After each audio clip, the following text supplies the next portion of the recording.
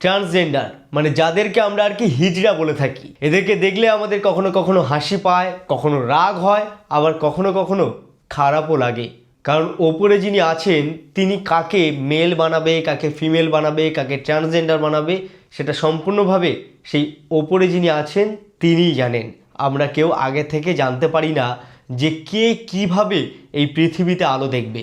তাই যারা ট্রান্সজেন্ডার হয়ে এই পৃথিবীর আলো দেখেছে তারা অন্যায় কিছু করেনি, তারা কেউ পাপী নয়, তারা কেউ জেনে বুঝে এই পৃথিবীতে পাপ করতে আসেনি, কিংবা তারা মান অভিমানের জায়গা তৈরি করতে আসেনি। কিন্তু এই হিজড়াদের মধ্যেই কিছু কিছু, হ্যাঁ, হাতের 5টা আঙুল যেমন সমান হয় না, ঠিক তেমনটাই এই হিজড়া জাতির মধ্যে কিছু কিছু এমন খ্যাচাটে মার্কা হিজড়া আছে যাদের জন্য পুরো হিজড়া সমাজটাই নষ্ট হচ্ছে, হিজড়া সমাজটাই সকলের কাছে খিস্তি খায়, তাদের নোংরামির জন্য পুরো হিজড়া কমিউনিটিটা বদনাম হচ্ছে।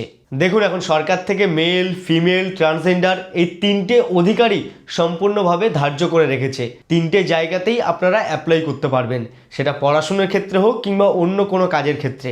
তাই এই যে ট্রেনে, বাসে সাধারণ মানুষকে হেনস্থা করা হয়, এটা কেন করা হবে? ট্রেনে যখনই এই হিজড়াদের কিছু মানুষজন ওঠে তখন তারা হাততালি দিয়ে বিভিন্নভাবে অঙ্গভঙ্গিমার মাধ্যমে এমনকি নোংরামি করে টাকা আদায় করে। যদি তুমি তাদেরকে বলো যে না আমার কাছে টাকা নেই, আমি দিতে পারবো না, কিংবা থাকলেও আমি দেবো না, ডিরেক্ট যদি বলে দেয়, তবে তারা তোমাকে বিভিন্নভাবে অভিশাপ দেবে, বিভিন্ন রকম গালিগালাজ করবে, বিভিন্নভাবে তাদের যে অঙ্গগুলো আছে সেইগুলো দেখাবে, দেখিয়ে যা তা ভাবে সেই জায়গায় একটা সিন ক্রিয়েট করবে। এমনকি তোমার মান সম্মান নিয়ে সেই ট্রেনের কম্পার্টমেন্ট হোক কিংবা বাসের ভেতরে সব জায়গায় একটা তোমাকে অপদস্থ হতে হবে, তোমাকে হেনস্থা হতে হবে, তোমাকে সকলের মাঝে ছোট হতে হবে, তোমাকে হাস্যখরাক হতে হবে তাদের জন্য।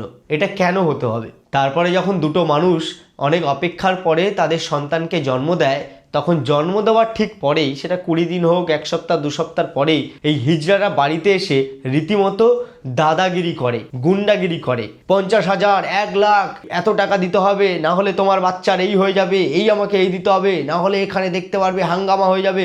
মানে যা তা ভাবে সোসাইটির মধ্যে তোমাকে অপদস্থ করবে, তোমাকে হেনস্থা করবে, তোমাকে ছোট করবে, তোমাকে আরও দুটো মানুষের সামনে অপমান করে তাদের কাছে হাসির খোরাক করে তুলবে। এগুলো কেন হবে?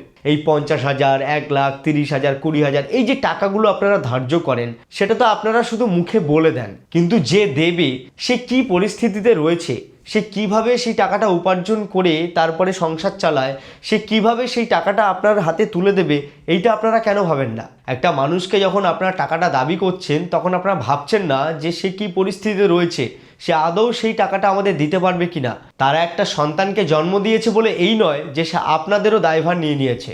আপনাদের যদি উপার্জন করতে হয় তাহলে ওই মেল, ফিমেল, ট্রান্সজেন্ডার যে 3টে অধিকার এখন ধার্য হয়, সেই 3টে অধিকারের ওপরে আপনারা কাজ করুন, আপনারা খেটে খান।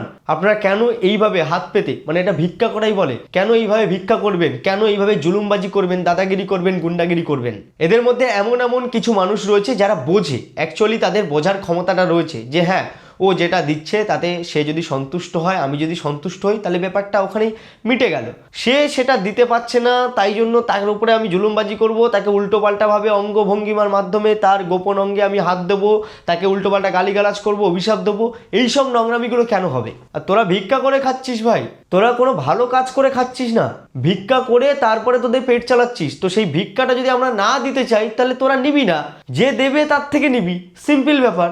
বাচ্চা হয়েছে বলে বাড়ি বয়ে এসে একদম দাদাগিরি করবি, এইসবগুলো চলবে না। আমি প্রশাসনকে বলবো, সরকারকে বলবো যে এই বিষয়ে পদক্ষেপ নেওয়ার জন্য, এবং যে ট্রান্সজেন্ডাররা এখন এই ভিডিওটা দেখছেন তাদেরকেও বলবো যে আমার এই কথাগুলোর সঙ্গে আপনাদের কি মনে হয়, যে আমি ভুল কিছু বললাম নাকি একদমই ঠিক বললাম? আপনাদের যেখান থেকে পাওয়ার সেখান থেকে পান, কিন্তু যেখান থেকে পাচ্ছেন না সেখানে গিয়ে জুলুমবাজি করবেন না, দাদাগিরি করবেন না।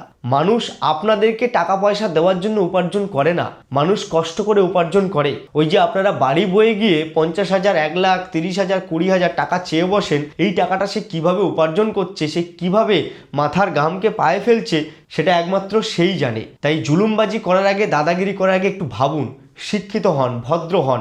অভদ্র হলে কিন্তু ওষুধ আছে, পাচন আছে। তাই সাবধানে কাজ করুন, ভেবেচিন্তে কাজ করুন। আমি আবারও বলছি, ভগবান আপনাদেরকে যেভাবে সৃষ্টি করে এই পৃথিবীর আলো দেখিয়েছে, তাতে করে আপনাদের কোনো অন্যায় নেই, আপনারা কোনো পাপ করেননি। কিন্তু আপনারা এই পৃথিবীর বুকে মানুষ হয়ে জন্মে জানোয়ারের মতো আচরণ করেন, তাহলে কিন্তু মানুষ ছেড়ে কথা বলবে না।